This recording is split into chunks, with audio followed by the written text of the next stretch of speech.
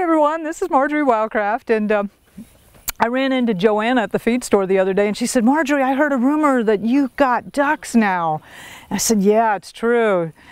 She said, what, the flock? No, actually Pat Foreman. Did y'all catch Pat Foreman's presentation at the last Homegrown Food Summit? She is so funny. She's always saying things like, may the flock be with you. Anyway, it's true. I have switched over to ducks, and I'll tell you why. If you remember, I used to have geese, and I love geese. And the main reason I have the geese is because I get these little pools of water. The geese go in there and they copulate and they defecate, and those are nice words for what we all know is really going on, right? But that water gets horribly messy, but it's this wonderful, wonderful liquid fertilizer. And I usually do that around my fruit trees in my orchard. And I also do it, like, for example, I'm doing it in this lawn area here. I'm trying to establish this as a nice forage area for a rabbit tractor system I'm going to be putting in later. But I want to develop the ground and I was using geese. But my family was like, Marjory, you got to get rid of the geese. They're obnoxious, you know, they're really loud. And I'm like, but we like our children. Anyway, that might have been a bad joke. I'm wondering if we should edit that out. But anyway, I had to get rid of the geese.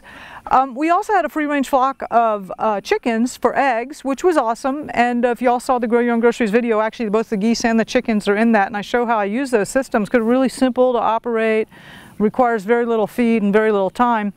And we were using the chickens for eggs. One downside of free-range chickens, which again at the very first Homegrown Food Summit in 2015, Paul Wheaton was talking about the 6 different systems of different ways of keeping chickens. And if you sign up for the free library, you can get the ebook all about the 6 different methods. And he's right, that free-range chickens do tend to tear everything up.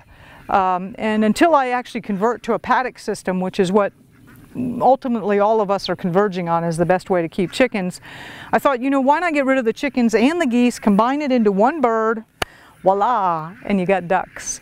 So they're great egg layers, and they're also much more mild-mannered and friendly than geese, and they are quite prolific with the stuff coming out their rear ends just like geese are.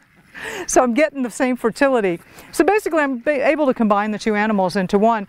So I haven't kept ducks for long. I've only had them for 6 months or a year now. And I'll let you know what I'm learning about ducks and the pros and cons of it. One thing I have to say for sure is I believe they're much smarter than chickens. I really have trained them. Like, I got upset with them being on my front lawn where I'm trying to introduce some native grasses, and I said, no, you get, you know, and they wanted to come eat my grasses, and I kept chasing them off of it. And now it's so funny that they won't cross that lawn anymore. They will take the road and go all around it. So I've never seen chickens as easily trained like that.